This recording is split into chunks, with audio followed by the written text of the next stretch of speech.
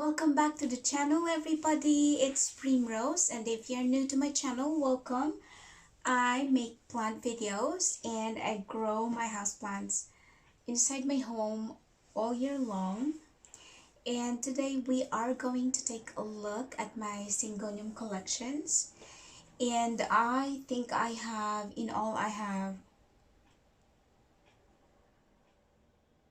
14 Syngoniums.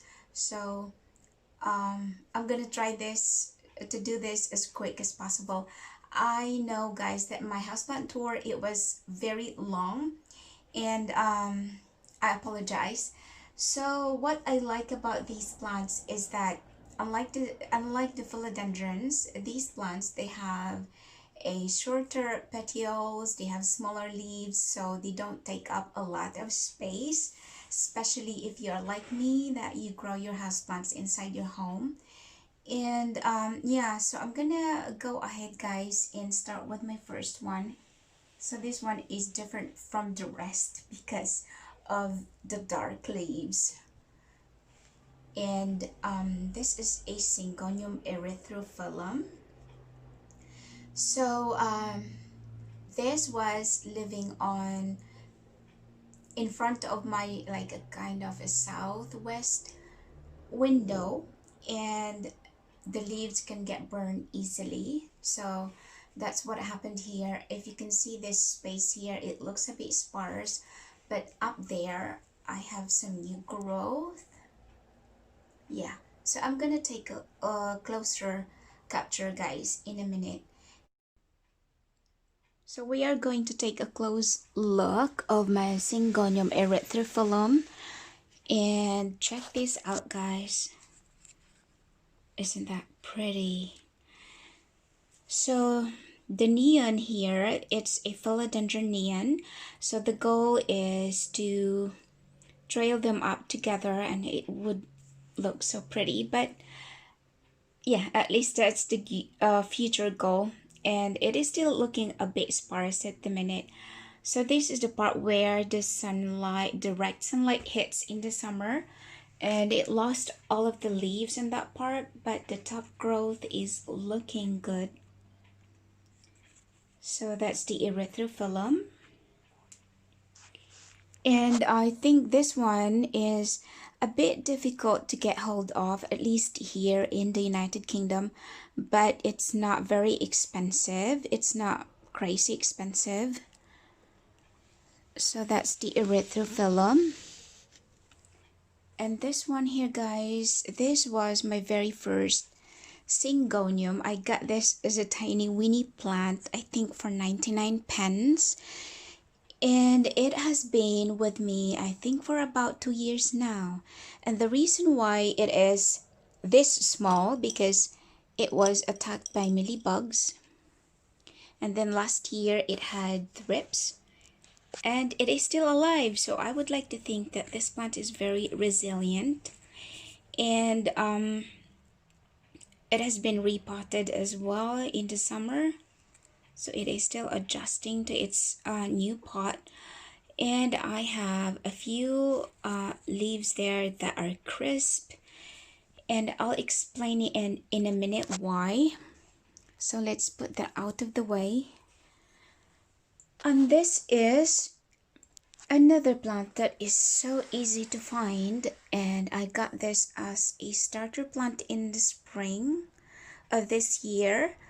And it was just, I think, for £1, and look at that. So this is a Syngonium butterfly, and yeah, so as you can see, that's what happens after I changed the fertilizer from a seaweed based into a synthetic one, and I have a few of that. So I would like to think that yeah, they definitely react to that kind of changes. So that's the butterfly. And then let's move on to this one here. This one is so thirsty. Yeah. it needs water now. So this is a Syngonium Macrophyllum.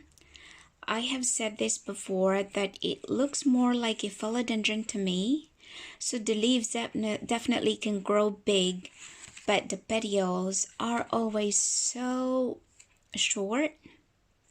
And it's got a weird pattern. It's like growing out on the sides, just like left and right. So the older leaf is looking a little bit more like dark green, but the newer ones, so pretty. So again, not crazy expensive. I do not know if you are in the US, if this is difficult to find. Here it's not so difficult, but you definitely have to order it online because I don't see this in a garden center if you are in the United Kingdom. But it's not crazy expensive as the other ones that we will see later on. And this one here, I think this is the newest one in my collection. So this is a Syngonium Roxana. And this came to me as a huge plant. I divided it into 3, but it was severely dehydrated when I received it, and all of the leaves were like flopping down. So it is still recovering. And like I said, guys, I love pink leaves.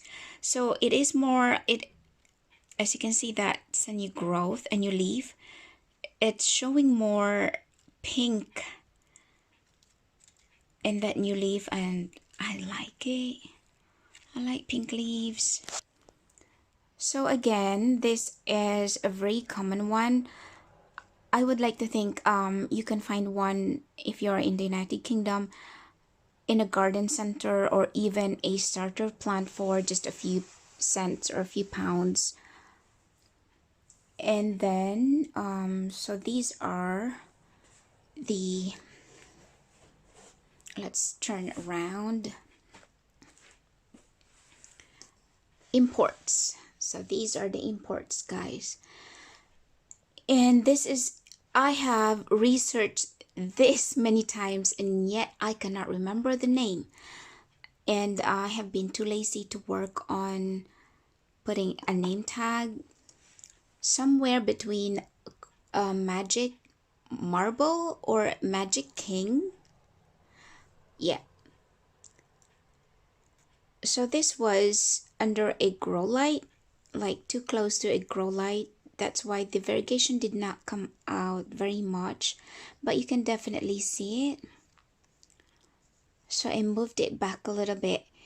I wanted this plant to focus on growing some more like healthier, bigger leaves, but it decided to put out a side shoot, and I think it's where its energy, it's focusing its energy to producing that side shoot. So that's the Magic Marble or Magic King. Sorry, guys. So this is the pink flecked. And let me show you guys. You might think that the pot is too big. When I potted this up, it was a huge root ball that I had to force it inside this pot. So it's not a big pot for the plant, guys, I assure you. Yeah, so we are going to take a look at the pink flagged.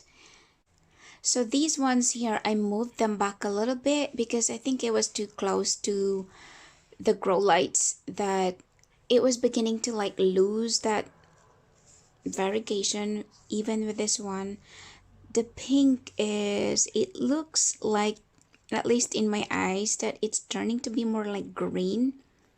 So I moved it back, and the new growth is more pink, but still pretty though. So that's the pink flagged Syngonium. And when I have done my houseplant tour video, if you have seen it, this was just unfurling, and look at it now. So it has put out that so velvety to detach leaves, and that variegation right in the middle is so striking.